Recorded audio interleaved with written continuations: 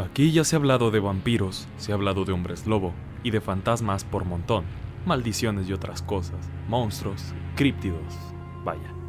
Ahora quiero hablar un poco sobre brujería. Se acerca Halloween y como ya sabrán, porque también hemos hablado de eso, Halloween es una tradición que tiene sus orígenes en la cultura celta. Y en esta cultura existía la brujería. En este tipo de brujería es en la que me voy a enfocar, pero sépase que la brujería existe desde la prehistoria. Pues brujería no es en sí algo satánico como lo manejan las personas religiosas e ignorantes. Brujería es básicamente un conjunto de rituales, incluso de carácter religioso, aunque sea pagano pero religioso, que llevan a un fin.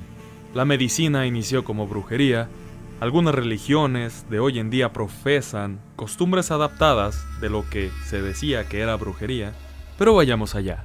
Lo que se sabe en cuanto a este entorno es que en el siglo IX, en Noruega, los granjeros adoraban al dios Odín, el cual era conocido como el dios de las barbas grises, y a Thor, el conocido como el dios de las barbas rojas, y llevaban encima amuletos, entre ellos el martillo de Thor en miniatura y las runas mágicas.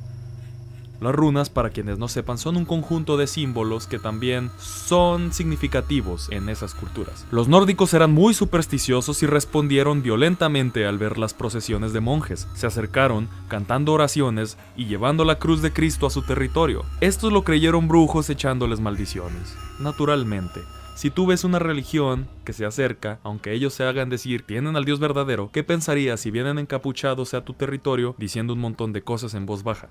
Lógico, ¿no? Así que los nórdicos atacaron a los monjes que ellos creían brujos y destruyeron las ciudades, o bueno, pueblos en los que los habían encontrado. Pero el cristianismo logró imponerse aún así en estos lugares, y hoy en día podemos contemplar, sobre todo en aquellas cruces de piedra que se erigen en los patios de las iglesias británicas, en las que los dioses paganos aparecen junto a santos cristianos. Poco a poco dejaron de ser los conocidos celtas y galos, y los druidas fueron escaseando en los bosques de roble. Los druidas creían en la inmortalidad del alma y estaban ordenados en categorías, según sus cualidades y aspiraciones, al igual que los monjes y las diferentes órdenes eclesiásticas de esa religión que los iba arrinconando para hacerse más y más poderosa. Los druidas eran legisladores, médicos y curanderos o poetas y bardos. Cuidaban enfermos con prácticas mágicas, pero usando también su gran conocimiento de las hierbas y de las ciencias naturales, tal como se podría decir los científicos actuales lo hacen, y la iglesia ya acepta estas tendencias que no son más que, digamos entre comillas, brujería evolucionada. Irónico. A medida que la guerra, las plagas y enfrentamientos religiosos dominaban el mundo, la gente común seguía con sus labores en el campo, cuidando al ganado y asegurándose, como podían, sustento diario, dominado por un amo feudal y atento siempre a la llamada de los monjes para alistar el terreno a la hora de construir otro edificio religioso. Y aunque su fe los mantenía ligados a la iglesia, cada poblado tenía su curandera, cosa que aún en países en vías de desarrollo, véase Latinoamérica, sigue pasando en los pequeños pueblos. Y ésta sabía todo sobre las hierbas para protegerlos de cualquier enfermedad, así como un susurrador de caballos, quien era aquella persona que curaba a los caballos tan solo recitándoles encantamientos mágicos a la oreja. Otra cosa era esa festividad, escrita Samain, pronunciada Samhain. ¿Te suena? Te daré una pista: el 31 de octubre, sí. En toda Europa, el 1 de noviembre, conocido como Día de Todos los Santos, día sagrado instituido en el año 993 por el abad de Cluny, obviamente católico. El 31 de octubre, antes que nada, era de tradiciones paganas. Pasó a ser modificado por la iglesia como la mayoría de nuestras fiestas mundiales actuales. Navidad, San Valentín, vaya. Pero el 31 de octubre era de tradiciones paganas. Tal vez fue modificado por la iglesia, pero realmente Samhain, el fin del verano, era una festividad en donde se hacía una gran fiesta para recibir el siguiente paso, el invierno. Y era donde se recogían las cosechas, y este día se ofrecían oraciones para aliviar el sufrimiento de las almas del purgatorio. Se creía que volvían del otro mundo a la tierra, igual que en México el Día de Muertos. Hay todo un desbarajuste ahí. En fin, otro ejemplo es que en Navidad se celebraba una gran fiesta religiosa seguida de ceremonias de fuego, con las que se animaba al sol a regresar. En la fiesta de la purificación se celebraban las primeras nevadas. En Pascua se regalaban huevos, símbolo de la vida. En la víspera de San Juan, o sea, el solsticio de verano, saltaban sobre fogatas tomados de la mano. El ciclo del año se completaba con los festivales de la fruta a principios de septiembre, llegando nuevamente a la celebración de Todos los Santos. Todas estas celebraciones han llegado hasta nuestros días sin apenas ningún cambio, algunas religiosas, otras paganas, pero todas forman parte de nuestra vida cotidiana y ya ni siquiera nos preguntamos su origen, solo las gozamos, las disfrutamos por el marketing, mercadotecnia. Así que cuando te digan, no festejes Halloween, es una tradición gringa, respóndele, en primer lugar, ni es de Estados Unidos, ni la Navidad viene de Tenochtitlán, entonces, cállense la boca. Un día, no sé si muy bonito, pero del año 959, el rey Edgar vino a aguar la fiesta diciendo, cada sacerdote debe promocionar con gran celo el cristianismo y buscar la extinción total de toda práctica pagana. De modo que han de prohibirse los actos celebrados en las fuentes y pozos, la necromancia, la adivinación y los encantamientos. A principios del siglo XI comenzó a nacer un nuevo y revolucionario culto religioso en Europa, una secta hereje llamada Bogomili, cuyos seguidores eran los cátaros, que significa los puros. Estos tenían como filosofía que Dios había creado el espíritu y el diablo el mundo material. Por lo tanto, este mundo era malvado y Eva era el símbolo de la corrupción. La Iglesia Católica no podía permitir tal herejía, así que muy rápidamente intentó erradicar este grupo y en 1264 se llevó a cabo una cruzada como objetivo la completa y sangrienta aniquilación de infieles, y fue tan horrible en una de las ciudades de Languedoc que el Papa, para justificarla, aseguró que todas las almas irían ante Dios y que los culpables serían castigados y los inocentes perdonados. Todos los que no morían en batalla eran torturados y quemados vivos, y fue eliminada toda cosa que tuviera relación con los cátaros. Pero, ¿qué creen? Como siempre, aún así sus ideas perduran hasta nuestros días, en ciertos grupos religiosos como la Iglesia del Juicio Final. Aquí se nota que empieza la caza de brujas hacia cualquier idea que fuera contraria al catolicismo impuesto por la Iglesia. Por ejemplo, castigaban a las personas que bailaban una danza llamada la sardana, la cual la ligaban con la brujería. Es un baile tradicional catalán que hacían les bruixes,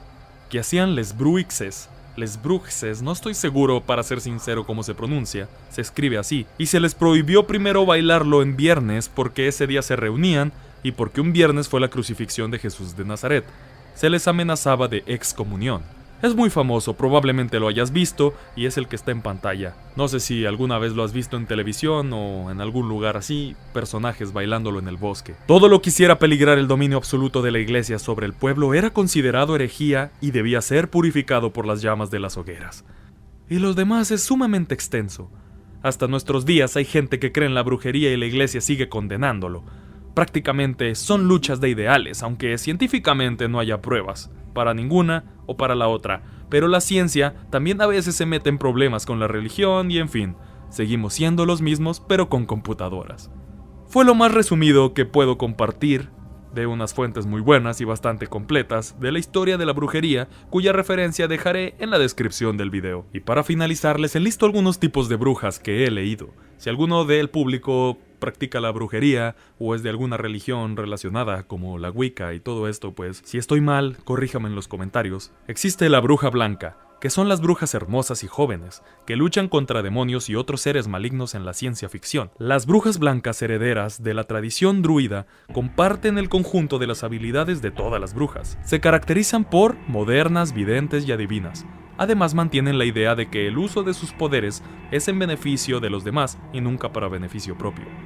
Todas unas heroínas ellas. Aunque no son las únicas que usan la magia blanca, se distinguen por ser muy rectas y siempre respetar la Rede, un poema que presenta diversos aspectos de la religión neopagana Wicca, y los 13 principios de la brujería también son respetados por estas. La bruja negra son aquellas que no disfrutan de laborar con otros brujos a menos que consigan un beneficio y usan la conocida magia negra capaz de hacer daño incluso a ellas mismas. Se distinguen porque cobran mucho dinero a cambio de hacerte favores o dañar a alguien más, y a veces no cumplen sus promesas. Jamás hacer algo gratis, así que si una te ofrece favores, mejor no los aceptes. Pasemos con la hechicera. Al igual que el hechicero, es la bruja que estudia, no para entender cómo funciona la magia, sino para saber usarla. Busca dominar transformaciones, recurre a seres de otras dimensiones, principalmente diablos, para realizar sus cometidos, aunque rara vez cruza el límite. No juega con la muerte y los muertos, pero es capaz de causarla, preparando brebajes y ungüentos. Para mí eso es intoxicación, pero bueno. Es la que se rumora que es capaz de levitar y de volar si es necesario, de hacerse invisible si se requiere y de transformarse en otra persona o en algo más. La tríada son grupos de 3 brujas que representan las 3 formas en que su diosa se presenta, la virgen, la madre y la vieja. Suelen ser familiares y la mayor es la matriarca del grupo, adoran a la diosa. En cuanto a la conocida como bruja caos, esta no sigue los 13 principios de la brujería ni la red de Wicca, actúan por su propio beneficio y suelen ser solitarias. Lo que dicen es ley y no hay que discutirles o si no habrá problemas. La bruja Wicca siguen la Wicca tanto en su parte religiosa como su parte mágica. Adoran a la diosa, al dios y a la divinidad de la naturaleza. Suelen agruparse en covens o asambleas de brujas y cumplir todos los consejos de la red. Y finalmente la bruja Fluffy Bunny, que en español significa conejito esponjoso o conejito blando. Son los hechiceros que no estudian y se saltan a los hechizos. En 2 días ya se creen los sumos sacerdotes y quieren lanzar rayos por las manos y todo eso. Son los posers de la brujería y hacen todo mal, así que si topas alguno por la vida, mejor aléjate. Bien, hasta aquí el video de hoy. Si te interesa saber cómo inició el Halloween y el origen de las calabazas, también tenemos un videíto muy breve que te dejo a continuación. Gracias y hasta la próxima. ¡Feliz Halloween!